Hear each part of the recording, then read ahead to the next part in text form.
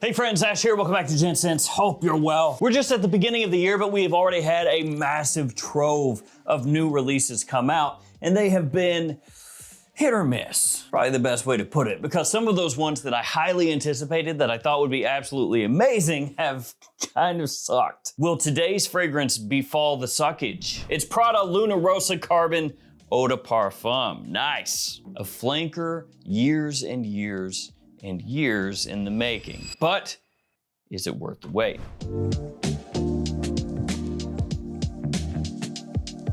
I bought my bottle from Europe. I'll have it linked in the description in case you want to check it out. Let's take a quick look at the presentation, then I'll break this one down, let you guys know how it smells and whether or not it's any good. Le box. On the front, we've got the name of the house, name of the fragrance, size and concentration. Of course, it is an eau de parfum. Nothing up top. On one side, you have a QR code that says scan to enter the Luna Rossa experience. And then the other side will let you know that the bottle is refillable. On the back, you have your ingredient information, you have your barcode, and all the precautions letting you know don't spray it in your eyeballs and don't drink it. It is sad that they have to actually put that, isn't it?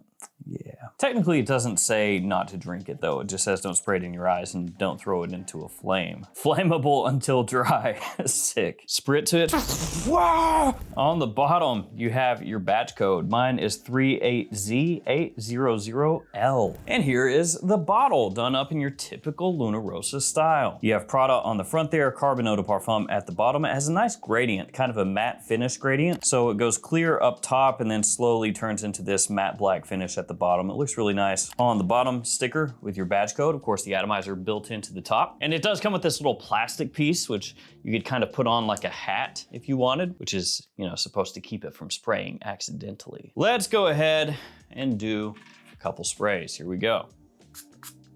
Now, as I said, this is linked in the description, but as of right now, right this millisecond that I'm filming the video, it's not available at discounters. Eventually, it will be though. And if you shop at those discounters, save yourself more money, bros. That was weird. That was a weird way to say that. I have a bunch of codes for different websites, including Gift Express, JOMASHOP, Fragflex, the Perfume Box, and many more. So anytime you shop at these stores, use these codes, save yourself a little cash. And if you find yourself shopping for some reason at Lucky Scent, I have a code for that too. All right, to the fragrance, how does it smell? Well, Prada keeps things very troll level simple as far as the note breakdown goes. I think that's what I'm going to officially start calling that, troll simple, because it's almost like the brands themselves are trolling us with these 3 note breakdowns, but that's what this has. And those notes are lavender, licorice, and cypress. So not too busy, not too intense. And when it comes to Luna Rossa Carbon, this is the original here, it's always been thought of as basically Prada's version of Dior Sauvage. And so the knee-jerk reaction here with Luna Rossa Carbon Eau de Parfum, especially with it having licorice and lavender, is that maybe it's their take on Sauvage Elixir. That would make sense. Actually, it would make sense in multiple ways, because if with the original Carbon, they were taking that Sauvage DNA and giving it a Prada twist, and now they've seen how successful Sauvage Elixir has become, it would make sense that they go, well, we already got that teed up. Just go ahead and do a flanker of the Carbon out there and just go ahead and just copy that Elixir right there. So going into this, that was kind of my expectation that it would be a play on this. But how does it actually smell? Well, the opening of Luna Rossa Carbon Eau de Parfum is the hook. And I said this about Le Beau Narcisse when I reviewed that one, that it kind of didn't have a big hook for me. This one does. It hits clean and fresh right away. You can tell that it's a Prada. You know, it's smooth. It has a little faint soapiness to it, that clean aspect that Prada is really well known for. It's in here. In more of like a groomed kind of way, you know, not like an overly powdery hand soap kind of vibe, not like that. The opening is sparkling almost. It has that sort of effervescence to it, that effusive, just zingy liveliness. There's some soft sweetness as well that works in underneath everything when you first spray it on. A little bit of like a faintly powdery vanilla. And there's also the licorice. Yeah, you can pick that licorice up in the opening as well. And it is one of those notes that, you know, some people see licorice and they're like, it's kind of weird, because they're gonna have in their head black licorice, you know, like the candy. Or some of the heavier licorice fragrances like Sauvage Elixir, and potentially think, I don't know, it sounds a little funky for me, especially when it's one of the main focal points here, because there are only 3 notes. But in here, it's done really nicely. You can pick it up, but it's brisk, zingy, lightly green, like a touch mentholated off the top, just very faintly, by the way. This is not like a super cooling kind of licorice or anything like that. It's more like a snap, like a little cool snap of licorice that you pick up. At least in the opening, that's how it comes across. It also doesn't go odd or polarizing like Le Male in Blue, for example, another new fragrance that used licorice, or anise technically, but that one just smelled a little bit off for a lot of people. This one stays clean, controlled, wearable, not off-putting. So that vanilla that you pick up in here, not an official note, but it's absolutely in here, comes across more like a little shimmer when you first spray it on, and then the more that it stays on, it picks up just a faint powder, kind of like I mentioned before. It also taps into that clean laundry aesthetic that a lot of fragrances have been doing lately. This is tapping into that market. You know, it's not coming across exactly like you just pulled clothes out of the dryer or something like that, but it's adjacent to that kind of vibe. More like polished fabric fresh with, you know, lightly sweetened lavender over top, kind of that going on. As it dries down from the opening into the mid, that vanilla starts to take on a little more of a tonka type warmth to it. So tonka and vanilla used hand in hand basically always, or very, very frequently, I should say. And it starts to kind of change more into a tonka-esque vibe as it heads into the mid. And that pulls it in line with a lot of the other Luna Rossa fragrances, because a lot of them do use tonka and vanilla. So when it comes out in here, it's gonna be a little bit reminiscent to some of the other ones, just in the way that that note is used, or that ingredient, I should say. So off the rip for me, this one, an attention grabber. People have reacted really positively to it, thankfully. It's clean, it's classy, it's easy to wear, but just different enough to make it interesting. And just in case it's not obvious already, it does not smell like Sauvage Elixir. The differences are really, really big here. So this is not, for me anyway, Prada saying, let's do this, because side by side, you are not gonna get confused ever about which one is which. See if you can track these. I don't know if it's possible. Put them here. I don't know if this is possible, if you guys can. Okay, let's see.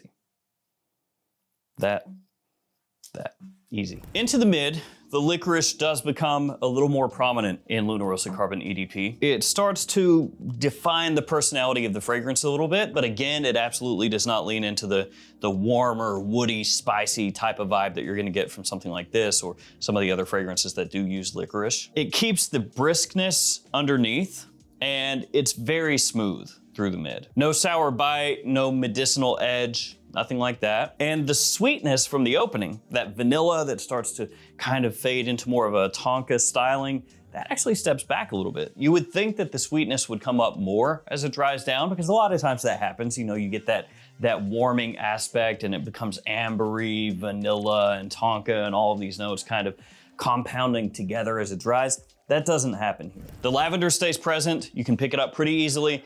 It's a little bit creamy, pillowy almost, again, going with that overall smoothness that the fragrance has. Very Prada, very refined, very clean, easy to wear stuff, even through the mid into the dry down. And this is also where it splits off even further from the original Carbon. Because the original, this one is styled more, like I said, like Sauvage, like the Eau de Toilette or the Eau de Parfum, more so the Eau de Toilette. But it could remind you a little bit of the Eau de Parfum, because that one shares a lot with the Eau de Toilette, so that's what I meant. But it shares a lot with that Sauvage DNA, you know, that ambroxan pop, that peppery bite. All of that comes across here in Luna Rossa Carbon, just like it does in Sauvage. Of course, people will say that Luna Rossa Carbon is Prada-fied, basically smoother, a little bit more refined, a little classier compared to Sauvage, not as loud, but still, it's close to Sauvage. But this doesn't have that. It doesn't have that big ambroxan pop. It doesn't have that fresh, spicy attack when you first spray it on. Instead, it has that lavender spine,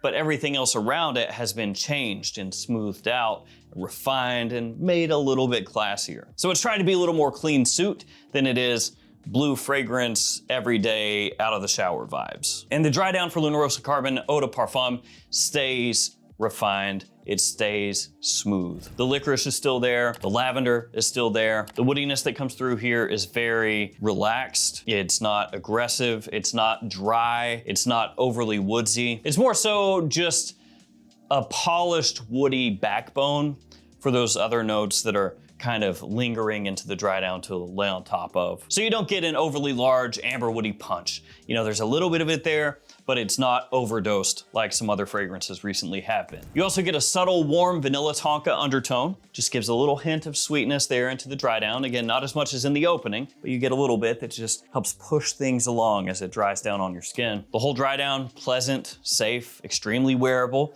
not really boundary pushing. I think the opening is probably a little more interesting than the dry down is, but it is really easy to live with, super easy to like. Now let's talk performance. Longevity here, very good. Sticks on my skin for a long time. Haven't tried it off of clothing, but off skin, it's been really good. Projection is not really loud, but it's noticeable. So it's that type of fragrance that you'll pick up in the air, leaves a nice scent cloud, a nice scent trail rather, but it's not a monster. If you're comparing this to Sauvage Elixir, it's not on that level. If you're comparing it to Sauvage Eau de Toilette, not on that level. But it hangs easily with Luna Rossa Carbon as far as projection. And actually in the opening and the mid, it projects really nicely. It's just once it dries down, you know, it's a little more noticeable, but not loud. And for me, it's pretty much a year-round type of scent.